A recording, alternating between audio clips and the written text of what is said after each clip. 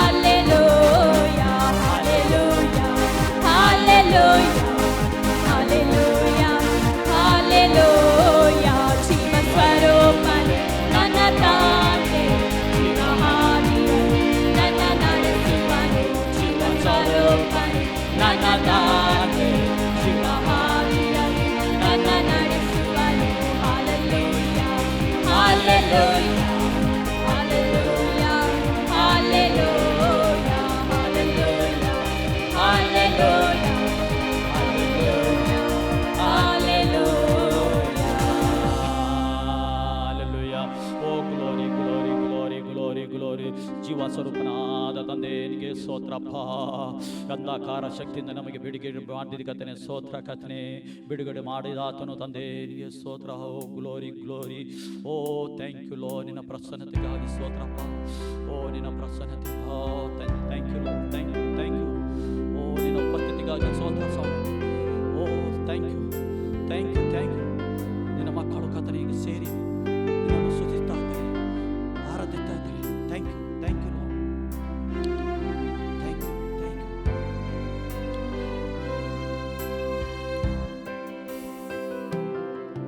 तेरी स्तुति मैं करूं, आराधना करूं दिल से,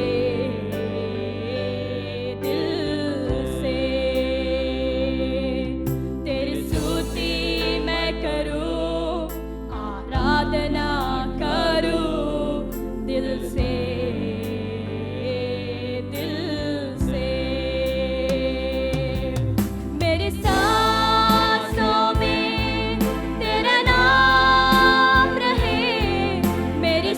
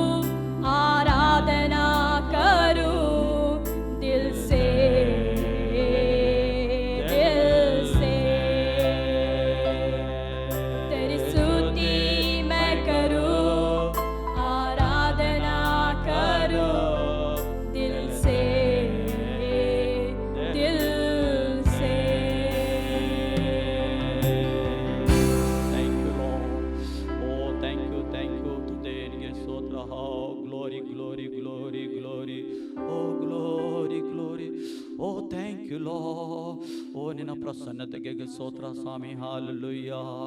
ಓ glory glory glory. Thank you Jesus.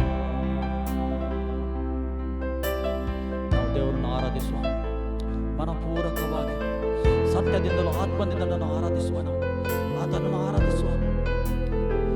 ದೇವದೂತರು ಅಡ್ಡ ಬಿದ್ದು ಆರಾಧನೆ ಮಾಡ್ತಾ ಇದ್ದಾರೆ ಹಗಲು ರಾತ್ರಿ. ಅವರೊಟ್ಟಿಗೆ ಸೇರಿ ನಾವು ಆರಾಧಿಸುವ. ನಮ್ಮ ದೇವರು ಸಿಂಹಾಸನಾರೂಢನಾಥನನ್ನು ಆರಾಧಿಸುವ.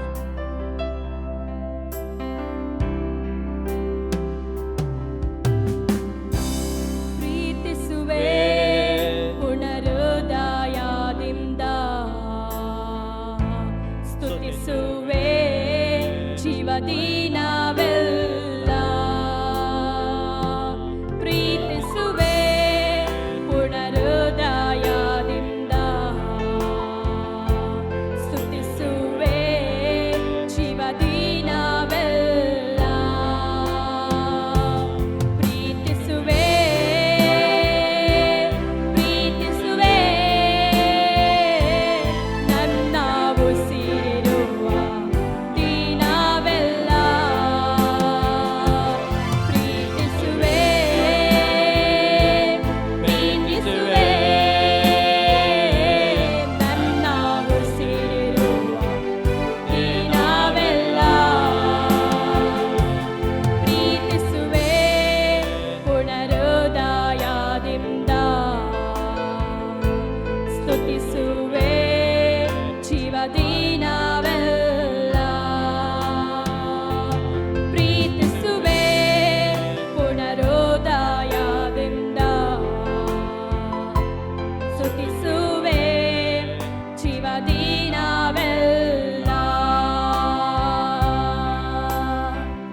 ನನ್ನನ್ನು ರಕ್ಷಿಸಲು ನೀ ಹುಡುಕಿ ಬಂದವನೇ, ನನ್ನ ಪಾಪ ನೀಗಿಸಲು ನಿನ್ನ ರಕ್ತವ ಸುರಿಸಿದೆ. ನನ್ನನ್ನು ರಕ್ಷಿಸಲು ನೀ ಹುಡುಕಿ ಬಂದವನೇ, ನನ್ನ ಪಾಪ ನೀಗಿಸಲು ನಿನ್ನ ರಕ್ತವ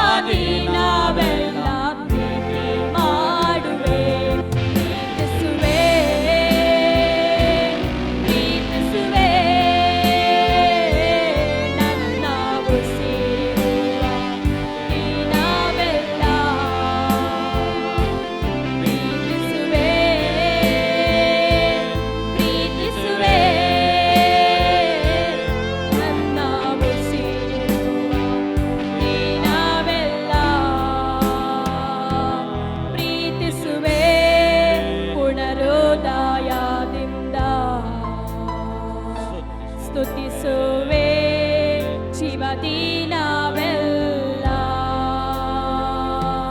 ಪ್ರೀತಿಸುವೆ ಪುನರುದಯದಿಂದ ಸ್ತುತಿಸುವೆ ಜೀವದಿನವೆಲ್ಲ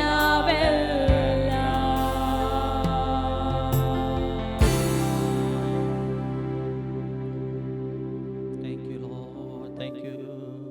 Thank you, Lord. Thank you. Thank you. ಆರಾಧಿಸುವ Hallelujah. ನಮ್ಮ ಕರಗಳನ್ನು ಎತ್ತಿ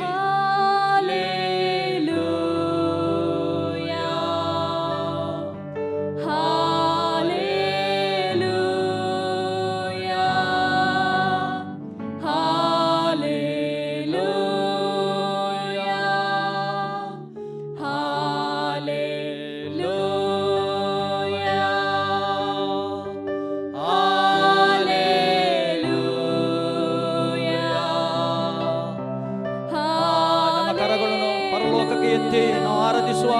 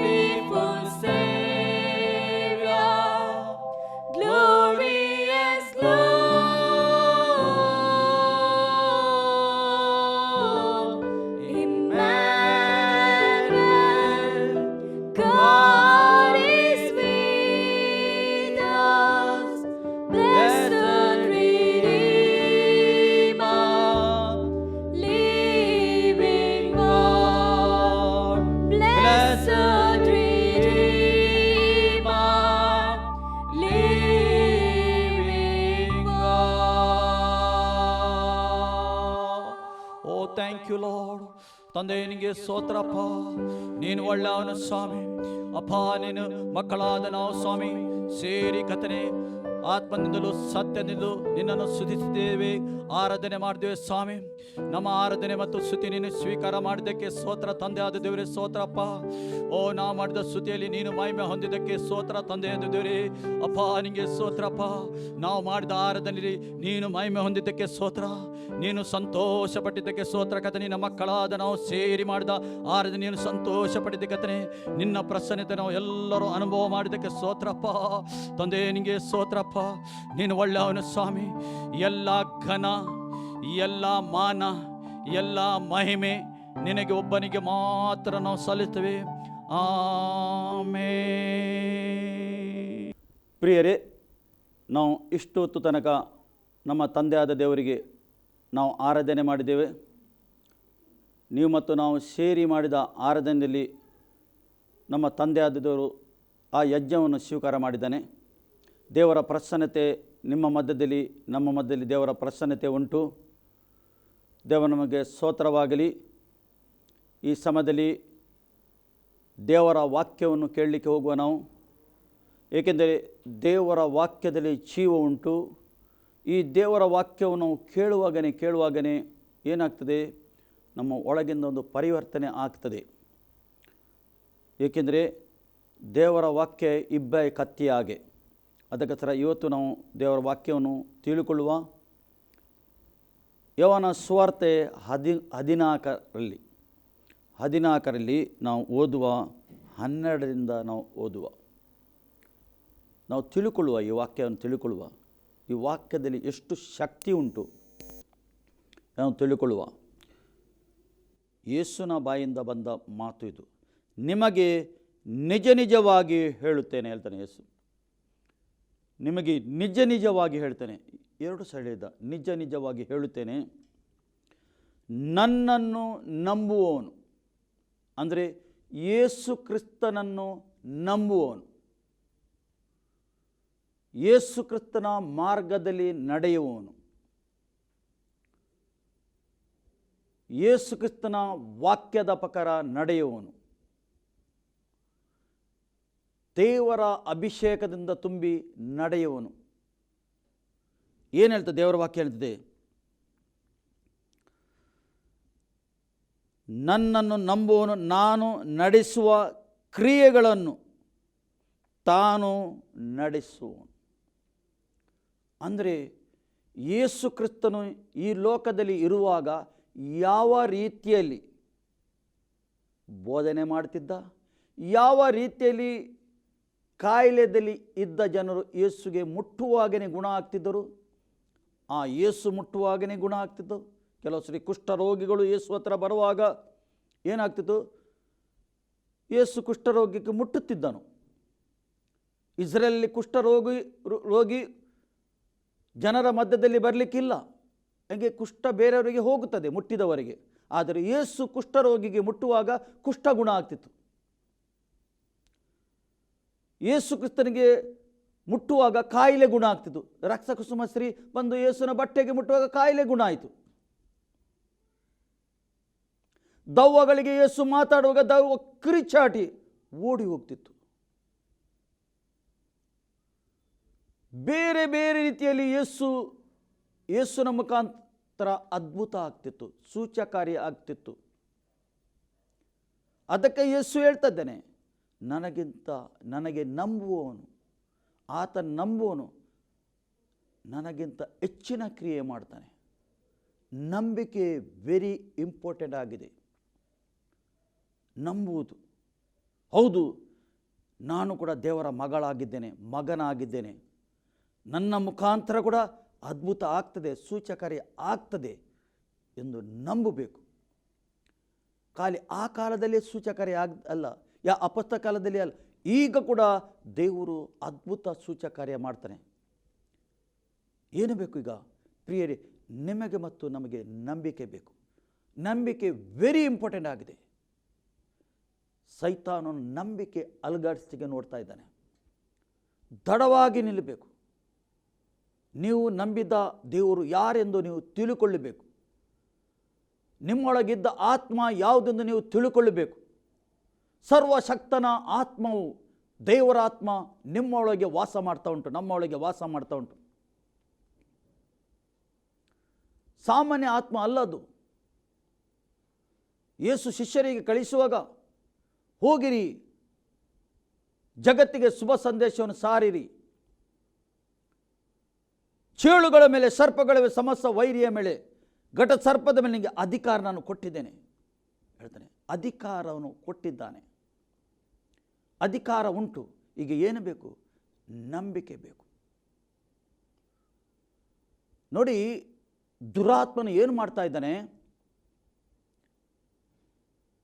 ನಿಮ್ಮ ನಂಬಿಕೆಯನ್ನು ಅಲುಗಾಡಿಸ್ಲಿಕ್ಕೆ ನೋಡ್ತಾ ಇದ್ದಾನೆ. ನೀವು ಏನಾಗಬೇಕು?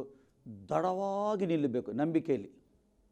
ಯಾವಾಗ ನೀವು ನಂಬಿಕೆಯಲ್ಲಿ ದೃಢವಾಗಿ ನಿಲ್ಲುವಾಗ, ನಂಬಿಕೆ ಕುಂದಿಸಿಕೆ ಬೇರೆ ಬೇರೆ ರೀತಿಯಲ್ಲಿ ನಿಮಗೆ ಗಾಳಿ ತರಬಹುದು ಆತನು ಬೇರೆ. ಆದರೆ ನೀವು ಮಾತ್ರ ಏನು, ನಾನು ನಂಬಿದವನು ಯಾರೆಂದು ನಿಮಗೆ ಗೊತ್ತಿರಬೇಕು. ಆತನು ಸರ್ವಶಕ್ತನಾಗಿದ್ದಾನೆ. ಆತನ ಆತ್ಮ ನಿಮ್ಮ ಒಳಗೆ ಉಂಟು. ನಿಮ್ಮ ಬಾಯಿಂದ ಬರುವ ಆ ಒಂದು ಮಾತು, ವಾಕ್ಯಕ್ಕೆ ಬಲ ಉಂಟು, ಶಕ್ತಿ ಉಂಟು. ಆ ವಾಕ್ಯಕ್ಕೆ ಅಲ್ಲಿ ದೇವರ ಆತ್ಮ ಕಾರ್ಯ ಮಾಡುತ್ತೆ. ನೀವು ಏನು ಮಾಡೋದಲ್ಲ, ನಿಮ್ಮೊಳಗಿದ್ದ ದೇವರ ಆತ್ಮ ಅಲ್ಲಿ ಕೆಲಸ ಮಾಡ್ತದೆ, ದೇವರ ಕ್ರಿಯೆ ಮಾಡ್ತದೆ. ನನಗಿಂತ ಹೆಚ್ಚಿನ ಕ್ರಿಯೆ ನೀವು ಮಾಡುವಿರಿ ಯೇಸು ಹೇಳ್ತದೇನೆ, ಹೆಚ್ಚಿನ ಕ್ರಿಯೆ. ಯಾವಾಗ ಅಪೊಸ್ತಲರು ಇದೆಲ್ಲ ವಾಕ್ಯ ಕೇಳಿದ್ದಾರೆ, ಇದೆಲ್ಲ ವಾಕ್ಯ ಕೇಳಿದ್ದಾರೆ, ಯೇಸುಟ್ಟಿಗೆ ಇರುವಾಗ ಅವರು ತುಂಬ ಗಲಿಬಿಲಿಯಾದರು. ಏಕೆ? ಅವರ ಒಳಗೆ ದೇವರ ಆತ್ಮ ಇರಲಿಲ್ಲ.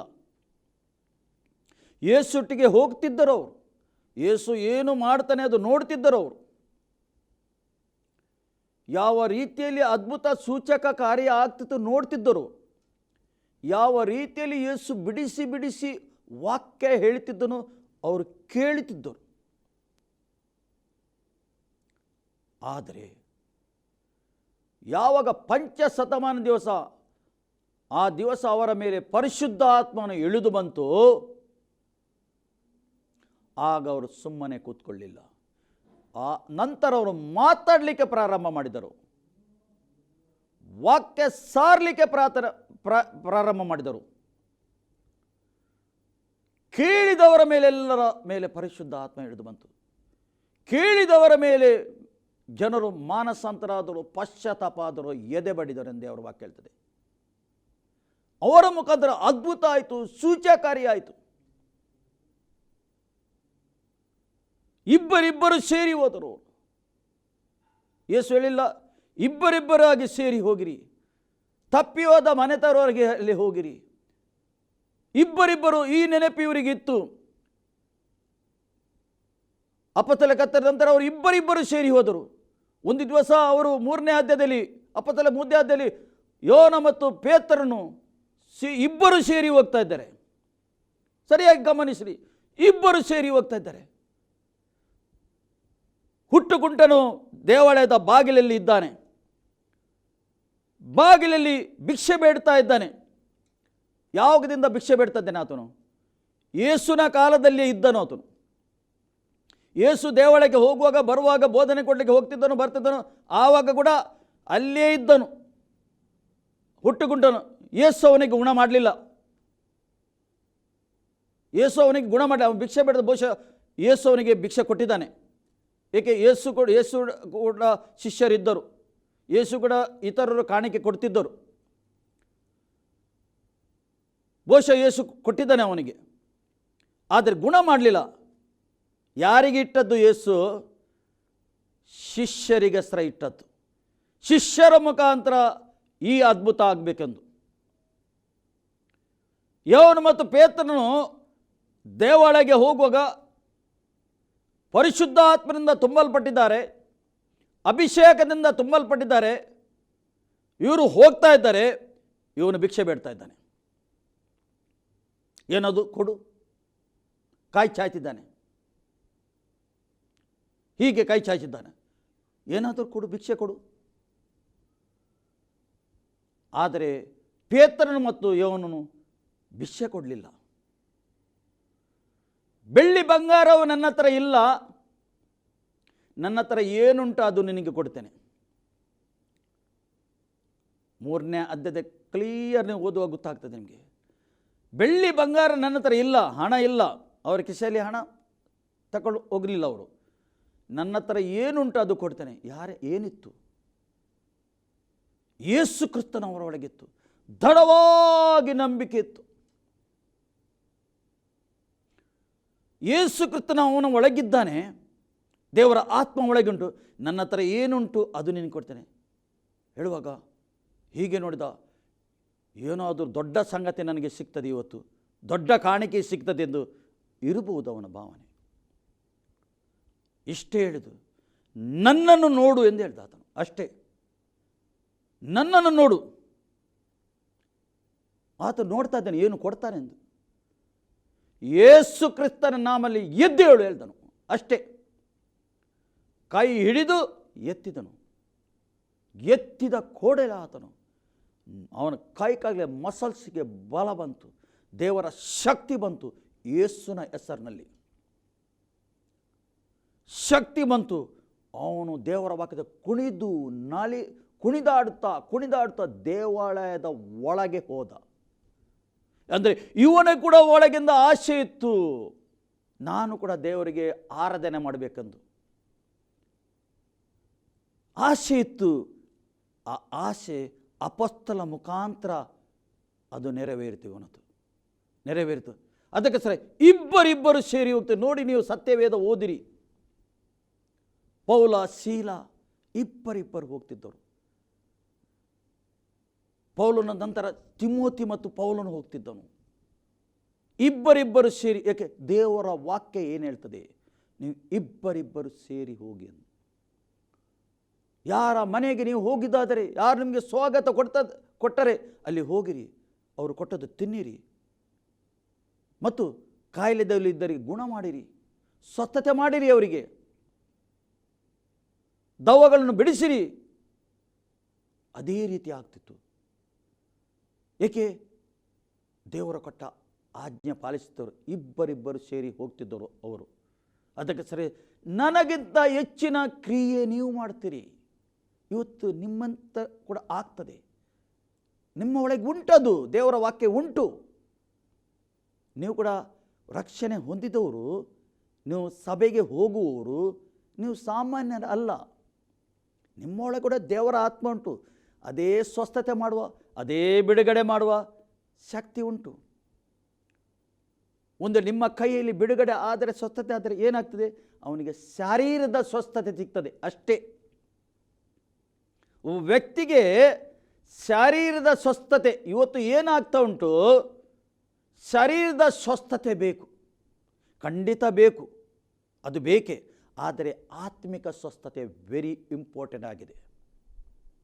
ಒಬ್ಬ ವ್ಯಕ್ತಿಗೆ ಆತ್ಮಿಕ ಸ್ವಸ್ಥತೆ ವೆರಿ ಇಂಪಾರ್ಟೆಂಟ್. ಅವನು ಬದಲಾಗಬೇಕು.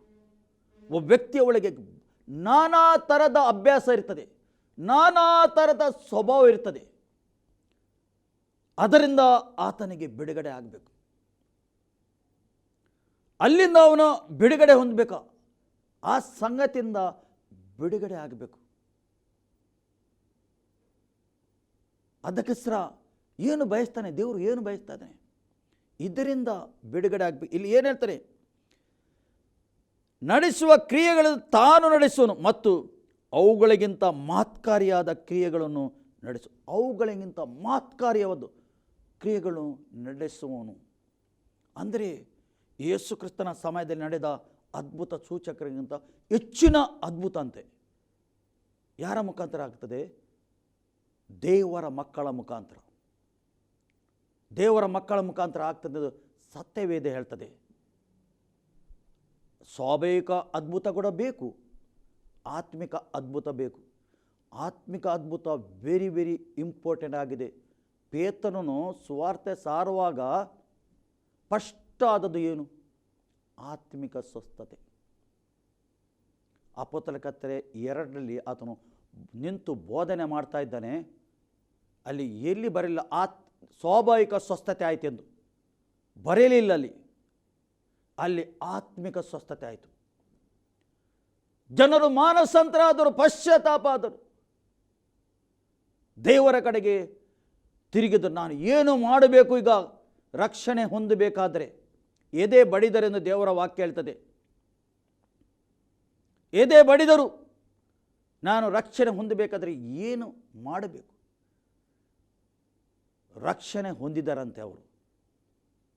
ರಕ್ಷಣೆ ಹೊಂದಿದ ವ್ಯಕ್ತಿ ಒಳಗೆ ಈ ಸೂಚಕ ಕಾರ್ಯ ಮಾಡಲಿಕ್ಕೆ ಶಕ್ತಿ ಉಂಟು, ಅವನ ಒಳಗೆ ಉಂಟು. ಅವನ ಮುಖಾಂತರ ದೇವರು ಅದ್ಭುತ ಮಾಡ್ತಾನೆ. ಏಕೆ? ಅವನ ಒಳಗೆ ದೇವರ ಆತ್ಮ ಉಂಟು. ಪುನಃ ದೇವರ ವಾಕ್ಯ ಹೇಳ್ತದೆ, ಯಾಕೆಂದರೆ ನಾನು ತಂದೆಯ ಬಳಿಗೆ ಹೋಗುತ್ತೇನೆ. ಯೇಸು ಏನು ಹೇಳ್ತಾನೆ? ನಾನು ತಂದೆಯ ಬಳಿಗೆ ಹೋಗ್ತೇನೆ. ಅದರ ಮೊದಲು ಯೇಸು ಶಿಷ್ಯರಿಗೆ ಹೇಳಿದ್ದಾನೆ ಈ ಮಾತು, ನಾನು ತಂದೆಯ ಬಳಿಗೆ ಹೋಗುತ್ತೇನೆ. ತಂದೆಯಿಂದಲೇ ಅಲ್ಲಿಂದಲೇ ನಾನು ಬಂದಿದ್ದೇನೆ, ಈಗ ಅಲ್ಲಿಯೇ ನಾನು ಹೋಗುತ್ತೇನೆ, ಅಲ್ಲಿಯೇ ನಾನು ಹೋಗುತ್ತೇನೆ. ಪುನಃ ಹೇಳ್ತಾನೆ ಅಲ್ಲಿ, ಇದಲ್ಲದೆ ನೀವು ನನ್ನ ಹೆಸರಿನಲ್ಲಿ ಏನು ಕೊಳ್ಳುವಿರೋ ಅದನ್ನು ನೆರವೇರಿಸುವೆನು. ನನ್ನ ಯೇಸುವಿನ ಹೆಸರಿನಲ್ಲಿ ಏನು ಬೇಡಿಕೊಂಡರೂ ಅದು ನೆರವೇರಿಸುವೆನೆಂದು ಹೇಳ್ತಾನೆ. ಯೇಸು ವಾಗ್ದಾನ ಮಾಡ್ತಾ ಇದ್ದಾನೆ, ಯೇಸುವಿನ ಹೆಸರಿನಲ್ಲಿ ನೀವು ಏನು ಬೇಡಿಕೊಂಡು ಅದು ನೆರವೇರಿಸ್ತಾನೆ. ಅಂದರೆ ಯೇಸುವಿನ ಹೆಸರಿನಲ್ಲಿ ಒಬ್ಬನಿಗೆ ಬಿಡುಗಡೆ ಆಗೋದು, ಒಬ್ಬನಿಗೆ ಸ್ವಸ್ಥತೆ ಆಗೋದು ಯೇಸುವಿನ ಹೆಸರಿನಲ್ಲಿ. ಯೇಸುವಿನ ಹೆಸರನ್ನು ಕೇಳಿದಾಗ ಅವನು ಮಾನಸಾಂತರ ಆಗೋದು, ಪಶ್ಚಾತ್ತಾಪ ಆಗೋದು. ಒಬ್ಬ ವ್ಯಕ್ತಿಗೆ ಮಾನಸಾಂತರ, ಪಶ್ಚಾತ್ತಾಪ ವೆರಿ ಇಂಪಾರ್ಟೆಂಟ್ ಆಗಿದೆ. ಒಬ್ಬ ವ್ಯಕ್ತಿಗೆ ತಿಳುವಳಿಕೆ ವೆರಿ ಇಂಪಾರ್ಟೆಂಟ್, ಆತ್ಮಿಕ ತಿಳುವಳಿಕೆ ವೆರಿ ಇಂಪಾರ್ಟೆಂಟ್.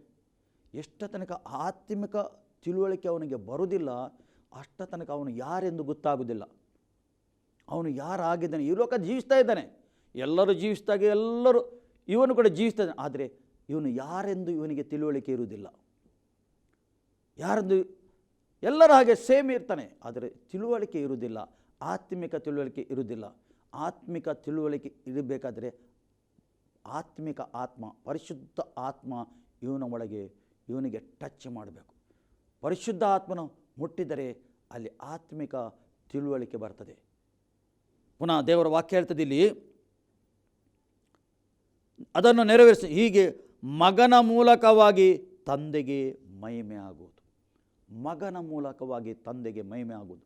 ಇವತ್ತು ನಿಮ್ಮ ಮುಖಾಂತರ ತಂದೆಗೆ ಮಹಿಮೆ ಆಗಬೇಕು. ಒಂದು ಅದ್ಭುತ ಆದರೂ ಅದು ಯೇಸು ಕ್ರಿಸ್ತನ ನಾಮದಲ್ಲಿ ಆಗುವುದದು ತಂದೆಗೆ ಮಹಿಮೆ ಆಗಬೇಕು. ಯಾವಾಗ ಕೂಡ ಆ ಮಹಿಮೆ ಒಬ್ಬ ವ್ಯಕ್ತಿ ತಗೊಳ್ಬಾರ್ದು, ಅವನು ತಗೊಳ್ಬಾರ್ದು. ದೇವರು ಯಾರಿಗೆ ಕೂಡ ಉಪಯೋಗ ಮಾಡಲಿಕ್ಕೆ ಸಾಧ್ಯ ಉಂಟು, ಎಂಥವನಿಗೆ ಕೂಡ ದೇವರು ಉಪಯೋಗ ಮಾಡ್ತಾನೆ. ಆದರೆ ಮಹಿಮೆ ಯಾರಿಗೆ ಹೋಗಬೇಕು? ತಂದೆ ಆದ ದೇವರಿಗೆ ಮಹಿಮೆ ಹೋಗಬೇಕು. ಯೇಸು ಯಾವಾಗಲೂ ತಂದೆಗೆ ತೋರಿಸ್ತಿದ್ದ, ತಂದೆಗೆ ಮಹಿಮೆ ಆಗಬೇಕು ಹೇಳ್ತಿದ್ದ, ತಂದೆಗೆ ಮಹಿಮೆ ಆಗಬೇಕು. ಇವತ್ತು ನಿಮ್ಮ ಮುಖಾಂತರ ಏನಾಗಬೇಕು? ತಂದೆಗೆ ಮಹಿಮೆ ಆಗಬೇಕು.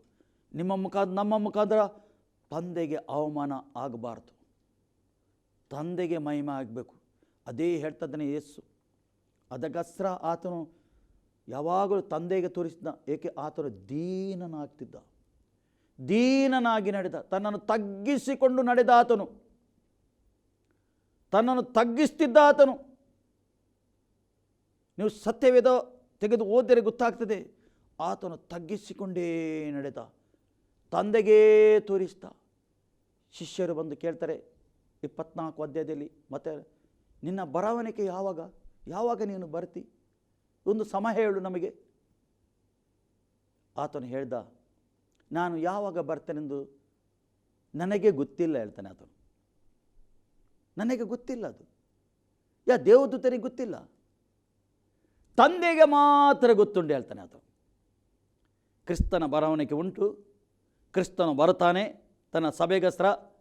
ಆದರೆ ಶಿಷ್ಯರು ಕೇಳ್ತಾರೆ, ಯಾವಾಗ? ಅದು ಮಗನೇ, ನನಗೆ ಗೊತ್ತಿಲ್ಲ ಹೇಳ್ತಾನೆ, ಸಮಯ ಗೊತ್ತಿಲ್ಲ ನನಗೆ, ಅದು ತಂದೆಗೆ ಗೊತ್ತುಂಟು ಯಾವಾಗೆಂದು. ಆದರೆ ಬರುವ ಸಮಯ ಹೇಗೆ ಇರ್ತದೆ, ಲೋಕದಲ್ಲಿ ಒಂದು ವಾತಾವರಣ ಹೇಗೆ ಇರ್ತದೆ ಎಂದು ಪ್ರಿಯರೇ ಆತನು ಹೇಳಿದ್ದಾರೆ. ಆದರೆ ಆ ಗುಟ್ಟು ತಂದೆಗೆ ಗೊತ್ತುಂಟೆಂದು ಹೇಳ್ತಾನೆ. ಏಕೆ? ತಂದೆಗೆ ತೋರಿಸ್ತಾ ಇದ್ದಾನೆ. ಯಾವಾಗಲೂ ತಂದೆಯ ಮಹಿಮೆಯನ್ನು ಆತನು ತಗೊಳ್ಳಿಲ್ಲ. ಇವತ್ತು ನೀವು ಕೂಡ ನಾವು ಆ ಮಹಿಮೆ ಆತನಿಗೆ ಸಲ್ಲಿಸಬೇಕು. ತಂದೆಯ ಮಹಿಮೆ ತಂದೆ ಹೊಂದಬೇಕು. ಅದಕ್ಕೆ 17ನೇ ಅಧ್ಯಾಯದಲ್ಲಿ ಆತನು ಏನು ಹೇಳ್ತಾನೆ? ಯೋಹಾನ ಸುವಾರ್ತೆಯಲ್ಲಿ ಅಲ್ಲಿ ಹೇಳ್ತಾ ಇದ್ದಾನೆ, 5ರಲ್ಲಿ ಹೇಳ್ತಾನೆ, ಈಗ ತಂದೆ, ನೀನು ನನ್ನ ಬಳಿಯಲ್ಲಿ ನನ್ನನ್ನು ಮಹಿಮೆಪಡಿಸು, ಲೋಕ ಉಂಟಾಗುವುದಕ್ಕಿಂತ ಮುಂಚೆ ನಿನ್ನ ಬಳಿಯಲ್ಲಿ ನನಗಿದ್ದ ಮಹಿಮೆಯಿಂದಲೇ ನನ್ನನ್ನು ಮಹಿಮೆಪಡಿಸು.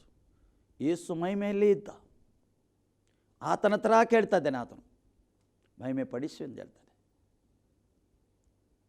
ನೋಡಿ ಎಷ್ಟು ತಗ್ಗುವಿಕೆ, ನೋಡಿ ಯೇಸುವಿನ ಹತ್ರ ಒಂದು ದೀನತೆ ಎಷ್ಟಿತ್ತು ನೋಡಿ. ಅದಕ್ಕೋಸ್ಕರ ಯಾಕೋಬನ ಬರೀತಾನೆ, ದೇವರು ದೀನರಿಗೆ ಮೇಲೆತ್ತುತ್ತಾನೆ, ಅಹಂಕಾರಿಗಳಿಗೆ ಕೆಳಗಾಗ್ತಾನೆ ಅಂತ ದೇವರ ವಾಕ್ಯ ಹೇಳ್ತದೆ. ದೀನರಿಗೆ ಮೇಲೆತ್ತುತ್ತಾನೆ ಆತನು, ಅಹಂಕಾರಿಗಳಿಗೆ ಕೆಳಗಾಗ್ತಾನೆ ದೇವರ ವಾಕ್ಯ ಹೇಳ್ತದೆ. ಅದಕ್ಕೋಸ್ಕರ ನೀವು ಎಷ್ಟು ದೀನರಾಗ್ತೀರಿ ಅಷ್ಟು ದೇವರು ನಿಮಗೆ ಏನು ಮಾಡ್ತಾನೆ, 1 by 1 ಮೆಲ್ಲನೆ ಮೇಲೆ ಎತ್ತುತ್ತಾನೆ ಆತನು. ಒಳಗಿಂದ ನಾವು ದೀನರಾಗಬೇಕು. ಪುನಃ ದೇವರ ವಾಕ್ಯ ಹೇಳ್ತದೆ, ಅಲ್ಲಿ ದೇವರ ವಾಕ್ಯ ಓದುವ ನಾವು. ಅಲ್ಲಿ ದೇವರ ವಾಕ್ಯ ಹೀಗೆ ಹೇಳ್ತದೆ,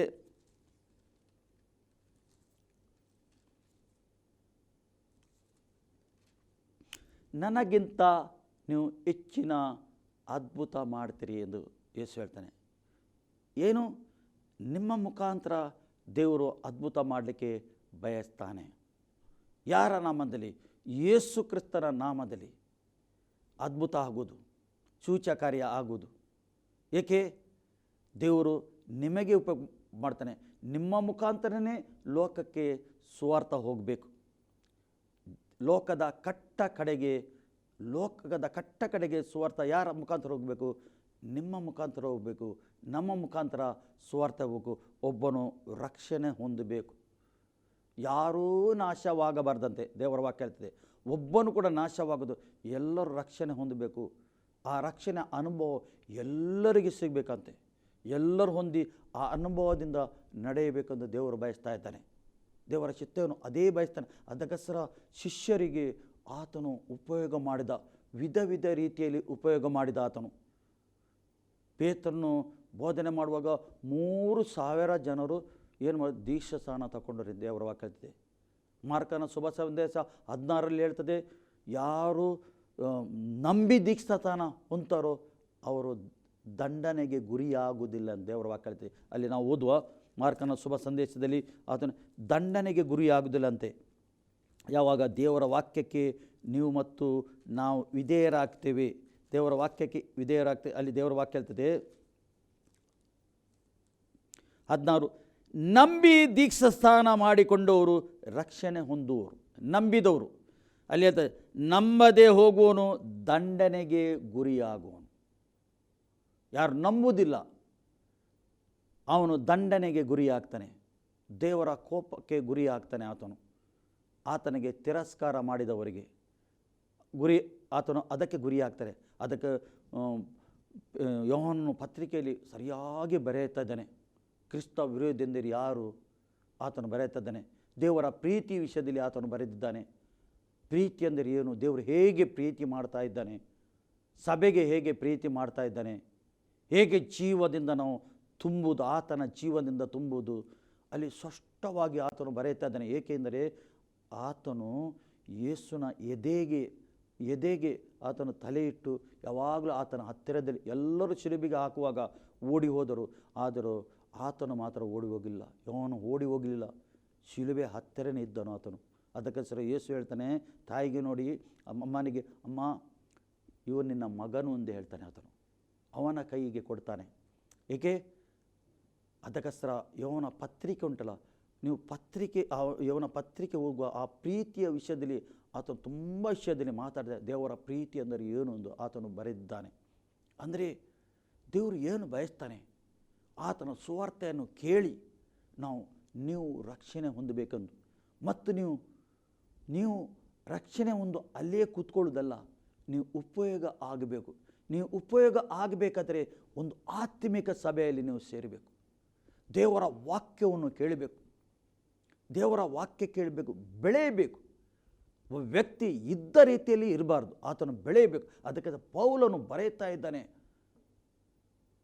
ಕೊರಿಂಥೀಯರ ಮೊದಲನೇ ಪತ್ರಿಕೆ 3ರಲ್ಲಿ ಬರೆಯುತ್ತಾ ಇದ್ದಾನೆ. ಅದು ನೀವು ಕೂಸುಗಳಾಗಿ ಇರಬಾರ್ದು ಎಂದು ಹೇಳ್ತಾನೆ ಆತನು.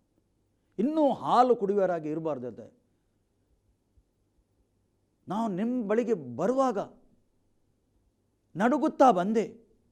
ಹೇಗೆ ಅಂದರೆ ನಿಮಗೆ ಗಟ್ಟಿಯಾಗಿ ಆಹಾರ ಕೊಟ್ಟರೆ ನಿಮಗೆ ತಿನ್ನಲಿಕ್ಕೆ ಡೈಜೆಷನ್ ಆಗೋದಿಲ್ಲ. ಅದಕ್ಕೋಸ್ಕರ ನೀವು ಹಾಲು ಕುಡಿಯುವರಾಗಿದ್ದೀರಿ. ಅಂದರೆ ಒಬ್ಬ ಹಾಲು ಕುಡಿಯುವರಾಗಿ ಇರಬಾರ್ದು. ಆತನು ಬೆಳೆಯಬೇಕು, ದಿನದಿಂದ ದಿನ ಆತನು ಬೆಳೆಯಬೇಕು, ವಾಕ್ಯದಲ್ಲಿ ಬೆಳೆಯಬೇಕು ಅಂತ ದೇವರು ಬಯಸ್ತಾ ಇದ್ದಾನೆ. ನೀವು ವಾಕ್ಯದಲ್ಲಿ ಬೆಳೆಯಬೇಕು, ನೀವು ತಿಳ್ಕೊಳ್ಳಬೇಕು, ದೇವರ ಆತ್ಮನಿಗೆ ಕನೆಕ್ಟ್ ಆಗಿರಬೇಕು, ಪರಿಶುದ್ಧ ಆತ್ಮನಿಗೆ ನೀವು ಕನೆಕ್ಟ್ ಆಗಿರು. ಯಾಕೆ ಪರಿಶುದ್ಧ ಆತ್ಮನ ಕೊಡಲ್ಪಟ್ಟಿದೆ? ಪರಿಶುದ್ಧ ಆತ್ಮ ನಿಮ್ಮ ಮೇಲೆ ಏಕೆ ಬಂದಿದ್ದಾನೆ? ಪರಿಶುದ್ಧ ಆತ್ಮನು ನಿಮ್ಮ ಒಳಗೆ ಇದ್ದಾನೆ. ಆದರೂ ನೀವು ಈಗ ಏನು ಮಾಡಬೇಕು? ಅಭಿಷೇಕದಿಂದ ತುಂಬಿ ನೀವು ಆ ಪರಿಶುದ್ಧ ಆತ್ಮಗೆ ಕನೆಕ್ಟ್ ಆಗಿ ನೀವು ಮುಂದೆ ಹೋಗಬೇಕು. ಯೇಸು ಕ್ರಿಸ್ತನ ನಾಮದಲ್ಲಿ ಮುಂದೆ ಹೋಗಬೇಕು. ಅದಕ್ಕೆ ಸರಿಯಾದ ನನಗಿಂತ ಹೆಚ್ಚಿನ ಅದ್ಭುತ ನಿಮ್ಮ ಮುಖಾಂತರ ಆಗ್ತದೆ, ನಿಮ್ಮ ಮುಖಾಂತರ ಆಗ್ತದೆ. ಯೇಸು ಹೇಳಿ ಆತನ ನಾಮದಲ್ಲಿ ನೀವು ಬೇಡಿಕೊಂಡ ಅದು ನೆರವೇರಿಸ್ತಾನೆ ಎಂದು ದೇವರ ವಾಕ್ಯ ಹೇಳ್ತದೆ. ಆತನ ನಾಮದಲ್ಲಿ ಎಲ್ಲ ಅಪೊಸ್ತಲರು ಯಾರ ನಾಮದಲ್ಲಿ ಹೊರಟು ಹೋದರು? ಯೇಸು ಕ್ರಿಸ್ತನ ನಾಮದಲ್ಲಿ. ಯೇಸು ಕ್ರಿಸ್ತನಿಗೆ ಆತನು ಮುಂದೆ ಇಟ್ಟರು. ಯಾವಾಗ ನಿಮ್ಮ ಜೀವಿತದಲ್ಲಿ, ನಮ್ಮ ಜೀವಿತದಲ್ಲಿ ಯೇಸು ಕ್ರಿಸ್ತನಿಗೆ ನಾವು ಮುಂದೆ ಇಡ್ತೇವೋ ಆಗ ತಂದೆಯಾದ ದೇವರು ಸಂತೋಷ ಪಡ್ತಾನೆ. ತಂದೆ ದೇವರು ಸಂತೋಷ ಪಡ್ತಾನೆ. ಹೇಗೆ? ನಾವು ಪರಿಶುದ್ಧ ಆತ್ಮನಿಗೆ ಕನೆಕ್ಟ್ ಆಗಬೇಕು. ಯಾವ ಪರಿಶುದ್ಧಾತ್ಮನಿಗೆ ಕನೆಕ್ಟ್ ಆಗಿರ್ತಾನೆ, ಪರಿಶುದ್ಧಾತ್ಮನ ಕೆಲಸ ಏನು? ಯೇಸುಗೆ ತೋರಿಸುವ ಕೆಲಸ.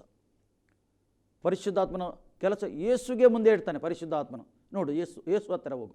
ಒಬ್ಬನಿಗೆ ರಕ್ಷಣೆ ಹೊಂದಬೇಕಾದ್ರೆ ಯೇಸು ಹತ್ತಿರ ಹೋಗು. ಯೇಸು ಹತ್ತಿರ ಹೋದರೆ ನೀವು ರಕ್ಷಣೆ ಹೊಂದ್ತೀವಿ. ಆದರೆ ಪರಿಶುದ್ಧಾತ್ಮನ ಬೇರೆ, ಯೇಸು ಬೇರೆ ಅಲ್ಲ, ಒಂದೇ ಆಗಿದ್ದಾರೆ. ಒಬ್ಬನೇ ದೇವರಾಗಿದ್ದಾನೆ, ಒಬ್ಬನೇ ದೇವರು. ಯೇಸು ಕ್ರಿಸ್ತನ ನಾಮದಲ್ಲಿ ಸೈತಾನು ಕಿರಿಚಾಟಿ ಓಡಿ ಹೋಗ್ತಾನೆ. ಆ ನಂಬಿಕೆ ನಿಮ್ಮ ಒಳಗಿರಬೇಕು, ನಮ್ಮ ಒಳಗೆ. ಅದಕ್ಕೆ ಸಾಸಿವೆ ಕಾಲದಷ್ಟು ನಂಬಿಕೆ ನಿಮಗೆ ಇದ್ದರೆ, ಸಾಸಿವೆ ಕಾಳು ಉಂಟಲ್ಲ, ಅಷ್ಟು ನಂಬಿಕೆ ನಿಮ್ಮಲ್ಲಿದ್ದರೆ ಈ ಬೆಟ್ಟವನ್ನು ಹೋಗಿ ಸಮುದ್ರದಲ್ಲಿ ಬೀಳುತ್ತದೆ. ಅಂದರೆ ಆ ಬೆಟ್ಟದ ವಿಷಯದಲ್ಲಿ ಮಾತಾಡಲಿಲ್ಲ. ನಿಮಗೆ ಕೆಲವು ಬೆಟ್ಟ ಇರ್ತದೆ ಜೀವಿತದಲ್ಲಿ, ನೀವು ಹೇಳುವಾಗೆ ಆಗ್ತದೆ. ಅಂದರೆ ನಂಬಿಕೆಯಲ್ಲಿ ಹೇಳುವಾಗ, ನಂಬಿಕೆ ವೆರಿ ಇಂಪಾರ್ಟೆಂಟ್. ನಂಬಿಕೆ ವೆರಿ ಇಂಪಾರ್ಟೆಂಟ್ ಆಗಿದೆ. ಒಬ್ಬನಿಗೆ ಅದ್ಭುತ ಆಗಬೇಕಾದ್ರೆ ಅವರಲ್ಲಿ ನಂಬಿಕೆ ಬೇಕು. ಎಲ್ಲಿ ನಂಬಿಕೆ? ಇಬ್ಬರಲ್ಲಿ ನಂಬಿಕೆ ಬೇಕು. ಒಬ್ಬ ವ್ಯಕ್ತಿ ಒಬ್ಬ ಸೇವಕನ ಹತ್ರ ಬರ್ತಾನೆ, ಅವನು ಕೂಡ ನಂಬಿಕೆ ಬೇಕು ಮತ್ತು ಸೇವಕರು ಕೂಡ ನಂಬಿಕೆ ಬೇಕು.